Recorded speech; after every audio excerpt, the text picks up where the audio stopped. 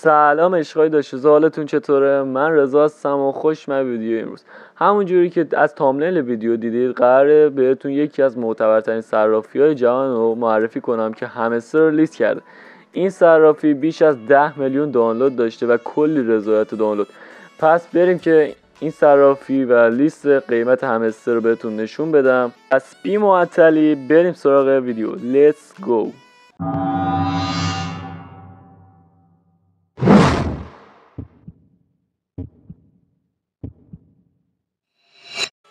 خب بچه‌ها، ما باید بیایم توی گوگل پلی این عبارت رو سرچ کنیم.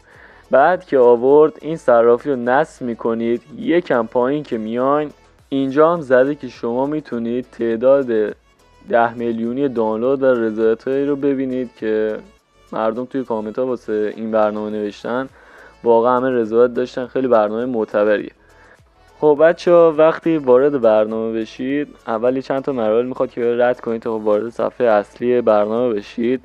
بعد وقتی وارد صفحه اصلی برنامه میشید، شما وقتی وارد این صفحه میشید اولین چیزی که به چشمتون میخوره اون گوشه سمت راست پایینه که ارز نات کوین رو داره بهتون نشون میده که روزانه قیمت افزایشش و افزایشش رو واسهتون میذاره و شما میتونید خرید و فروش رو انجام بدید. بچه‌ها، این برنامه چندین بخش مختلف داره واسه خرید ارزهای دیگه، معامله کردن، خرید و فروش و چندین بخش دیگه که الان شما به هیچ شما کارش ندارید. ما فقط کار به یه بخش داریم که همه اینا تو اونه، پرو مارکته. تو این بخش میتونید ارزهای مختلف مثل نات کوین رو ببینید، بیت کوین رو ببینید و چندین ارز مختلف. حالا تعدادشون زیاده، دونه دونه وقت نریم بررسی کنیم.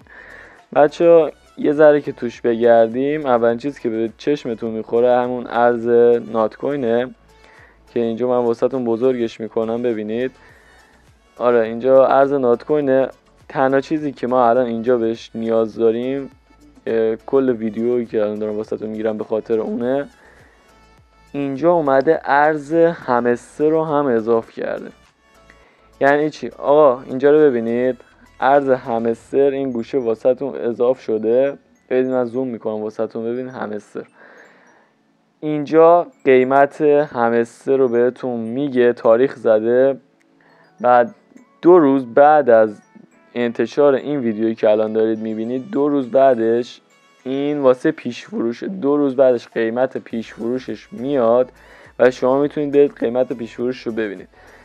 توی همین چنل من باز واسهتون میذارم دیگه. بچه‌ها قیمت همستر فروش عادیش که قرار لیست بشه کامل سراسری بشه 12 تیر بود که واسهتون اینجا نوتیفیکیشن هم گذاشتم. 12 تیر قرار لیست بشه و بیاد تو بازار که همه بتونیم ازش استفاده کنیم.